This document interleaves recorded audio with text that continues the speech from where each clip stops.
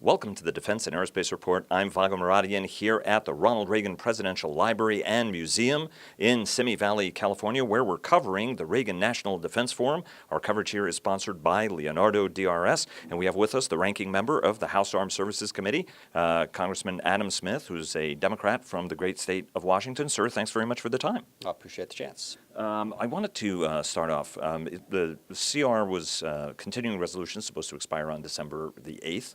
Republicans want to stretch that out to the 22nd. There are some folks who are talking about stretching it out to January. And there are some folks who are asking why Democrats would go for that. Talk to us a little bit. Is there support on the Democratic side to do that? Well, there's no good options at this point. What we Democrats want is we want appropriations bills passed. We want a fully, the appropriations bills, not a CR. And been stumbling around and having it. We need to get that agreement on defense and non-defense spending so that we can have an appropriations bill. And the further we go with the CR, the more it just delays that. So, but if you come up right up against the wall, shut down the government or do a short-term CR, yeah, we want to at least keep the government funded at last year's levels, but it's a terrible way to run a government. You talked about that in the panel discussion. You were the starting panel. How serious a threat is a government shutdown at this point? If you look at the news reports, President Trump thinks that would actually be good for him.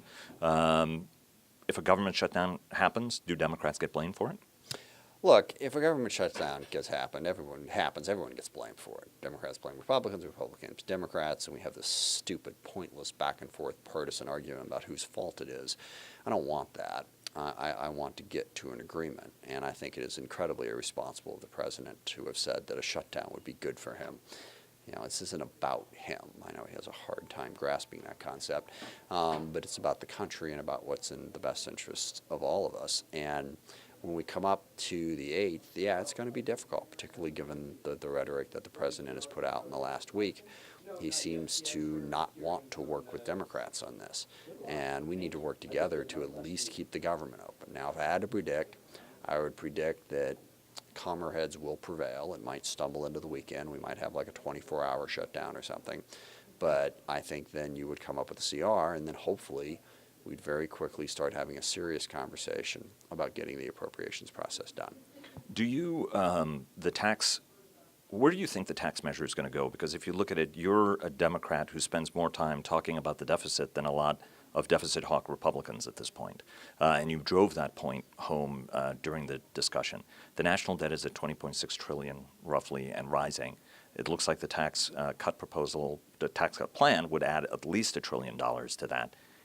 Are we actually approaching the high water mark of spending and are actually going to be on a down cycle in the next couple of years? It's very hard to predict because, like I've said, politicians have promised and the public has come to believe that you can balance the budget without raising taxes or cutting spending.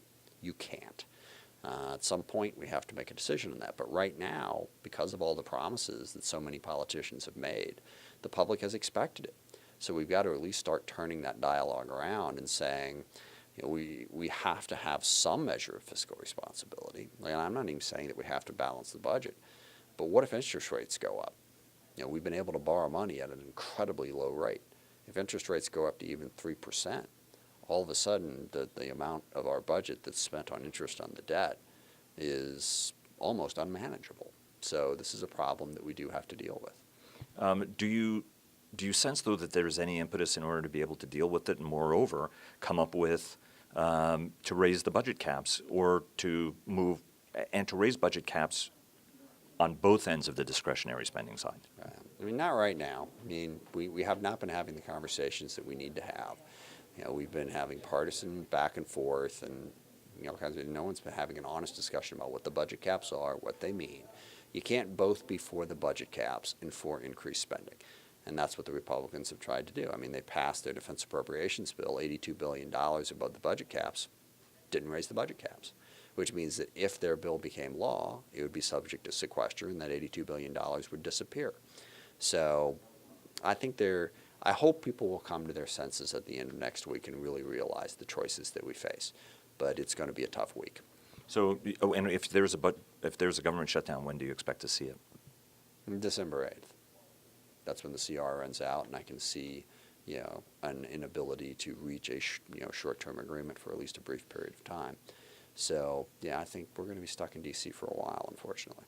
Do you think, as is this administration any better than the last one? Because you did criticize the last administration for not prioritizing as well as it should.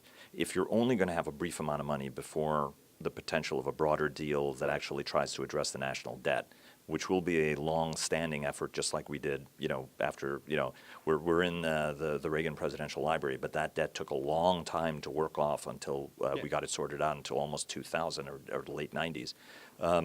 Is this administration doing a better job of prioritizing things to make sure that when it has That's me laughing in the background. No, they're not. They're doing a horrific job. I mean, look at what President Trump promised: a massive tax cut, a massive defense buildup, and also promised that he wouldn't touch mandatory spending. I mean, they're doing a terrible job. At least President Obama raised taxes. At least President Obama changed Medicare in the Affordable Care Act to reduce reimbursement rates, to lower the amount of money that we're spending on Medicare by somewhere between $500 and $700 billion, extending the life of Medicare by a decade. This administration, I mean, it's not even comparable. I mean, they are so much worse. They're unbelievably hypocritical. They are promising everything and delivering nothing. And you can't go around saying we're going to cut taxes massively, have a huge increase in defense, not touch mandatory spending, and balance the budget. And that's what that's what candidate Trump said, and that's what President Trump has said, and here we are. I mean, also I forgot he promised a huge infrastructure, bill, but I never took him seriously on that. But he did promise it. So this administration is the worst administration we've ever had in terms of having any fig leaf of fiscal responsibility. On your panel discussion, one of the things that General Petraeus, who was one of the panelists, said was, look, don't look at the president's tweets, try to focus on the actions, that there is a remarkable amount of continuity, actually, in terms of the administration strategy. And you did give a shout-out to the national security team. Ultimately, do you think, you travel a lot, you talk to a lot of foreign delegations. Is there concern and is there faith, the kind of faith in the national security team that overwhelms whatever the president is saying? I think there is a lack of continuity. It's not just the tweets. I mean, remember he went to Europe and refused to, I'm forgetting the article, read Article 5. He didn't, in the speech where everyone said he's going to reaffirm Article 5. He didn't. A week later he did. So a lot of his speeches, and particularly when he goes to campaign rallies, a lot of his speeches don't have any continuity in them whatsoever. If it was just his tweets, it would be bad. So I think there is a lack of continuity, and in the foreign leaders that I talk to, it makes them nervous. They question America's commitment to their alliances and America's commitment to a world order that we participate in. So I think that lack of continuity is a real problem. This administration keeps talking about reform, and I've covered it my entire career, but it's checkered. Sometimes we do reforms that actually cost us more money. Are you convinced that any of these reform efforts are going to be actually some things that are going to deliver some fruit this time? In the Pentagon, yes, I am. I actually, Secretary Mattis, Deputy Secretary Shanahan, the new Secretary of the Army, new Secretary of the Navy, Undersecretary Lord, I think they really are interested in getting more for the money we spend. So I think we will do a better job of that. Now, that's not going to solve a $20.6 trillion problem, but I do think that those reforms are going to be implemented in the Pentagon in a positive way. And last question, when you look at budgeting, we've been doing 2-year deals. The FYDP, the Future Years Defense Plan, is basically nobody pays any attention to it. Do we need to go to 5-year budgeting? Well, I would like to just go to 2-year budgeting because we still only have 1 year. I think we should have a 2-year budget. I think we should have a biennial budget. I think that would help. Sir, thanks very much. Really appreciate it as always. Thank you.